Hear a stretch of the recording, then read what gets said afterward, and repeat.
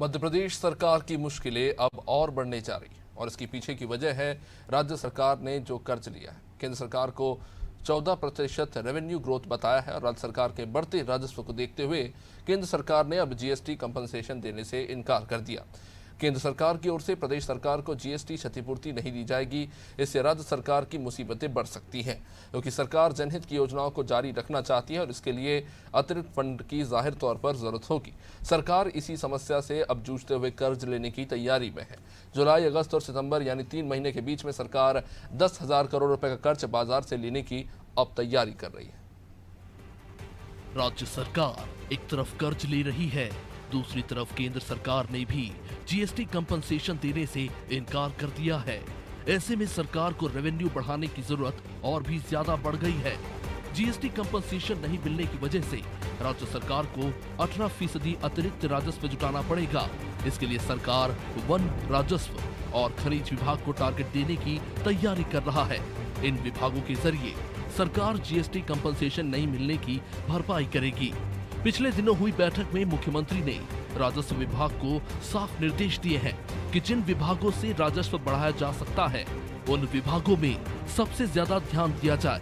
मुख्यमंत्री के निर्देश के बाद वित्त विभाग ने कई विभागों के बजट में कटौती करने का फैसला लिया है।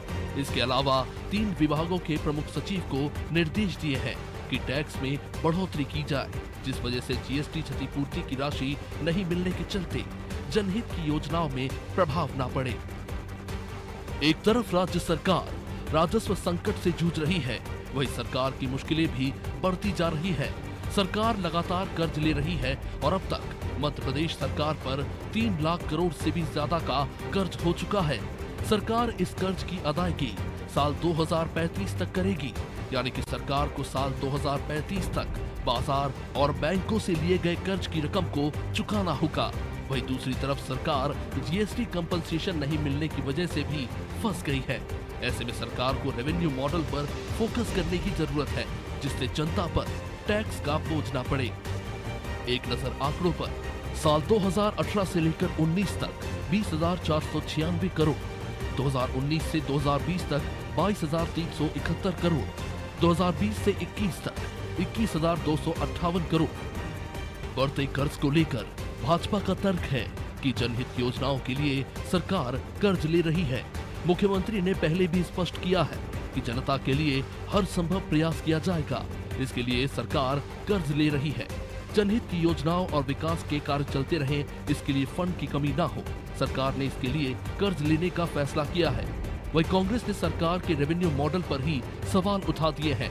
कांग्रेस का कहना है कि राज्य सरकार ने केंद्र सरकार को 14% रेवेन्यू ग्रोथ बताया है, जिसकी वजह से जीएसटी एग्रीमेंट में तय है कि जिन राज्यों की ग्रोथ बढ़ेगी उन्हें जीएसटी कंपनसेशन नहीं दिया जाएगा और सरकार कर्ज लेकर ही जनता की सेवा कर रही है। देखिए, जो राज्य सरकार का दायित्व है कि जब उसे पता चल गया कि 14% से ज्यादा ग्रोथ रेट वो खुद ही बता रहे हैं, फर्जी ग्रोथ रेट बताने से ये फायदा होता है कि जो है आपने 14% से ज्यादा ग्रोथ बताई तो जो है कंपनसेशन केंद्र सरकार बंद कर देगी। ये तो जो है जिस दिन बना था जीएसटी उन नियमों में लिखा हुआ है। तो सरकार या तो अपनी जो है ग्रोथ रेट फर्जी बता रही है, या अगर सच्चा ग्रोथ रेट है तो फिर कंपनसेशन क्यों चाहिए? आप रेवेन्यू मॉडल बताइए मध्य प्रदेश का। देखिए, भारतीय जनता पार्टी प्रदेश की 8 करोड़ जनता की चिंता करती है और निश्चित ही माननीय मुख्यमंत्री जी ने भी स्पष्ट किया है कि मेरी प्रदेश की जनता के लिए मैं हर संभव प्रयास करूंगा।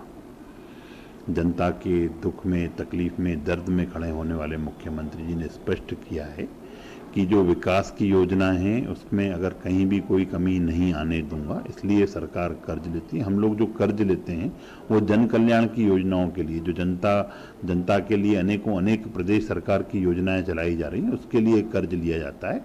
इसके विपरीत कांग्रेस में आप देखेंगे जब 15 महीने का कमलनाथ जी का शासन था तो उसमें आईफा अवार्ड, आईटा अवार्ड, गांजे की खेती, शराब की बिक्री, इन सब चीज़ों के लिए कर्ज लिया जाता था। और इसके विपरीत हमारी भारतीय जनता पार्टी की सरकार में जन कल्याण की योजनाओं के लिए ही कर्ज लिया जाता है। अगर राज्य सरकार ही कर्जे में डूबी हो तो विकास योजनाएं कैसे चलेंगी? कैसे मध्य प्रदेश आत्मनिर्भर बनेगा? ये एक बड़ा सवाल है। ये सवाल इसलिए है कि राज्य की आमदनी 76,656 करोड़ है, लेकिन वेतन, पेंशन और ब्याज चुकाने के लिए सरकार को 85,499 करोड़ की जरूरत है। यानी इन कामों के लिए सरकार को कुल आय से 8,000 रुपए से ज्यादा की रकम जुटानी होगी। अब बड़ा सवाल ये कि सरकार की कर्ज की रकम क्या जनता के जरिए चुकाई जाएगी? भोपाल से कैमरामैन हरिओम के साथ विशेष संवाददाता विवेक पांडे की रिपोर्ट।